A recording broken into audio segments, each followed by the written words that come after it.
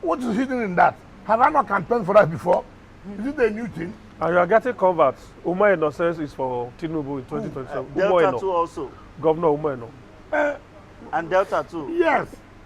So what I'm trying to say is that I have said in 2023, and I'm saying it again, until 2031, and people say when the position should go to the north, there's nothing anybody will speak to me now, no grammar. They say it's anti-party, Your Excellency. It's not. It's to allow harmonious living together. Yes, but let's look live and let live. Because if You it was cannot, someone else... No, you cannot tell me that it's your own prerogative to be producing president, but it's not so. Let all of us live and let live. Let's just look at your... Why do you support Peter Obi then? No, he has no chance to win the election. Okay, I don't go to where, you see, people like this kind of social media candidates. I don't do social media candidates. I see that as a politician. You won this Abuja. But he got 6 million votes. I said, I see that as a politician. And I analyze the candidate who is likely to win. In politics, it's not always the right that, oh, this is the best candidate. No. You see, Nigerians today, in their politics, so many factors come in. And I have always told people this. Whether it is correct or not, it's a different thing. Okay? Look at Tinubu one. Mind you, whether APC likes it or not, it was very, very turbulent for Tinubu to have scaled through that election. His own party administration, you could see, people don't want to speak the truth. Before that election, putting things that would have made him to fail the election woefully. The fuel crisis, the Naira issue, it was terrible. No party in government would at that time bring such policy when you know you are running an election. But everything was done and he survived it. Honorable Minister. He survived it. So that's how you will know that there are people, first of all, God is on their side. Two, they also know this game. He must give it to them. Honorable Minister, you have made reference to the governors. My people, this one sweet and shock at the same time, Wike has done it again. The man known for bold words and fearless mouth just threw another heavy one at Peter Obi. In his usual confident way, Wike said, "You keep contesting for president on social media." Yes, that's what he said. He basically mocked Obi, saying he's not serious about politics on the ground, that all he does is talk online while others are doing the real political work. Now, this comment has sparked serious reactions everywhere. Some are laughing, some are angry, and some are wondering if Wike actually went too far this time. But before I continue, please like this video, subscribe, and turn on the notification bell *** so you don't miss our next gist, because this one is getting deeper. So, what really happened? Wike, while addressing some political leaders recently, threw this sharp line that many believe was directed straight at Peter Obi. He said that Nigeria is too complex for what he called social media presidency. According to him, real politics is not done with tweets, hashtags, or online praise. It's done with strategy, structure, and people who can win at the polling units. In his words, if your power ends online, then you're not ready to lead Nigeria. Now, that statement didn't just pass quietly, it shook the internet. People immediately began to debate, is Wike right or is he just trying to ridicule Obi because of their political differences? Because remember, Wike used to be in the same political family with Obi back in the PDP days. So some people feel he's just throwing stones to stay relevant or to show loyalty to his new political friends. But others are saying, no, Wike actually has a point, that social media popularity doesn't always translate to real votes. But let's look at the bigger picture here. Wike is now a strong political figure in this current administration. He's in government, he's close to power, and he's been speaking boldly about how politics should be played. And this new attack on Obi seems like he's trying to send a message: this is real governance now, not campaign noise. But then, Obi's supporters didn't take it lightly. Many of them came online and fired back immediately. They said Wike is forgetting that social media is now one of the biggest tools in global politics. They reminded him that the world has changed. From America to Europe, social media has helped shape elections. And that you can't just dismiss millions of online Nigerians who genuinely want change. Now, tell me in the comments, do you think Wike is right to mock Obi like that? Or do you think he's just playing political games?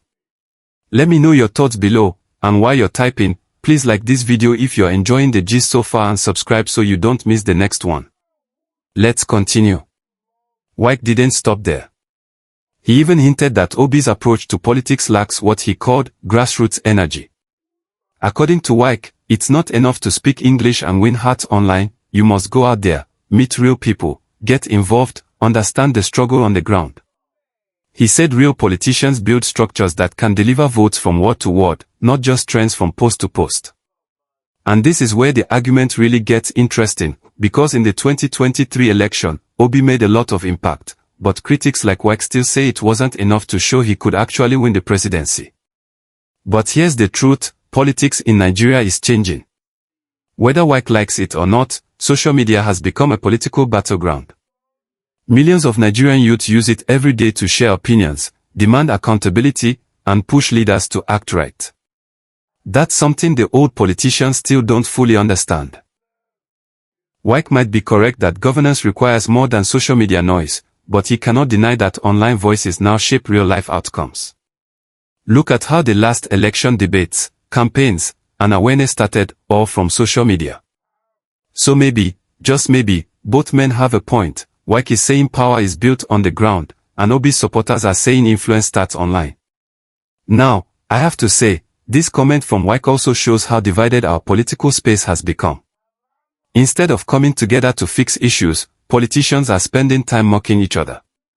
Some Nigerians online even said Wike's statement sounded like jealousy, that maybe he's trying to downplay Obi's growing influence. Others said he's just speaking his mind, as usual, without fear. Whichever it is, this drama has given people another hot topic to argue about for days. And the question remains, who's right here?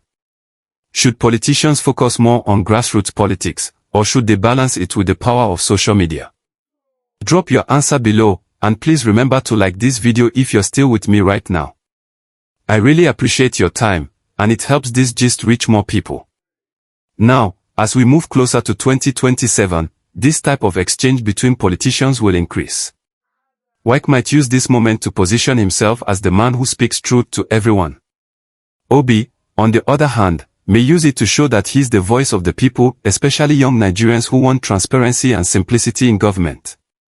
So, this battle of words is not just about ego, it's about influence, about who gets to shape the narrative going forward.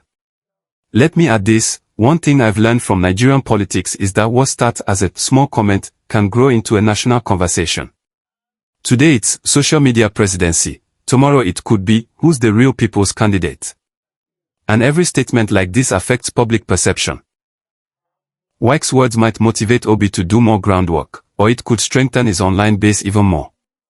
Either way, Nigerians are watching closely. And my people, as I always say, politics is about perception and timing. Wike knows how to control the spotlight. He knows that when he speaks, people will react. That's his strategy: staying relevant, staying loud. And that's why even when he's not contesting for anything right now, he still dominates the headlines. So, what happens next? Will Obi reply directly, or will he keep quiet and let his supporters do the talking? Will this mark the start of another long exchange between both men before the next election? We'll find out soon.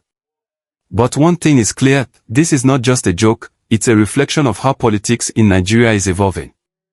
When we look deeper into Wike's comment, "You keep contesting for president" on social media, it's more than just a jab, it's a political message that might shape the coming months. Because, let's be honest, both Wike and Peter Obi represent two very different faces of Nigerian politics. Wike, the old guard politician who believes in structure, influence, and power play, the type that happens behind closed doors.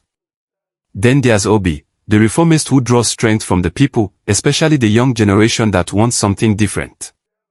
So, when Wike drew that line, it wasn't only about mocking Obi, it was a challenge. A challenge saying, if you want to lead this country, come and play in the real field. But what Wike might be missing is that the game is changing.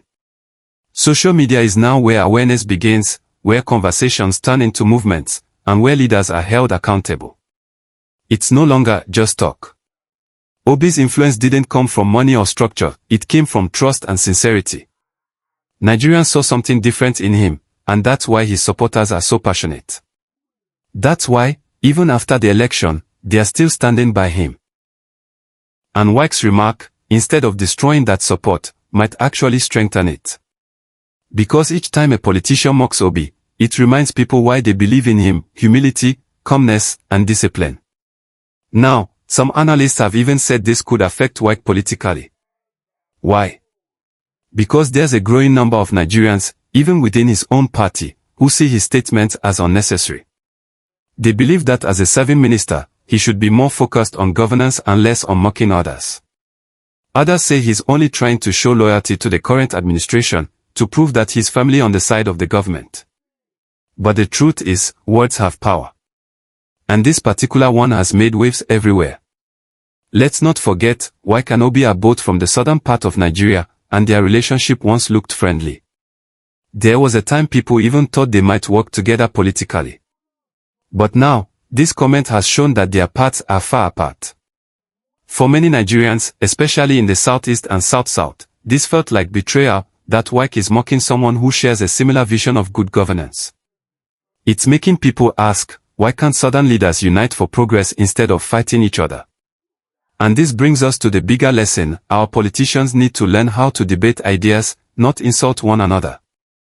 Wike's energy is good, he's bold, outspoken, and passionate. But if that same energy is channeled into solving problems, building roads, creating jobs, reforming education, imagine how far we would go. The same goes for Obi. He must continue proving that he's not just a social media candidate but someone who can build ground power too. Because, at the end of the day, Nigeria needs both energy and ideas, old wisdom and new thinking, to move forward. Now, what's next? People are watching closely to see if Peter Obi will respond or stay calm. Knowing him, he may not fire back directly. He'll likely take the higher path, maybe drop a smart comment later that will still trend for days. But one thing is certain, this clash has already set the stage for another round of political drama that will shape conversations as we move toward the next election cycle. Before I close, I want you to think about this: do you agree with Wike that social media popularity doesn't mean political power? Or do you think Obi's approach, using people's trust and visibility, is the right way forward? Let me know what you think in the comments below. And if you're still watching, please like this video right now, subscribe, and turn on your notification bell, because we have more juicy, smart, and real-time stories coming your way. In the end, the battle of words between Wike and Obi isn't just about politics, it's about the future direction of leadership in Nigeria. Will it be politics of loudness or politics of purpose? That's what time will tell. Thank you so much for watching, my people. Let's keep the discussion respectful and smart. I'll see you in the next gist, but don't go yet. Like this video and subscribe before you leave.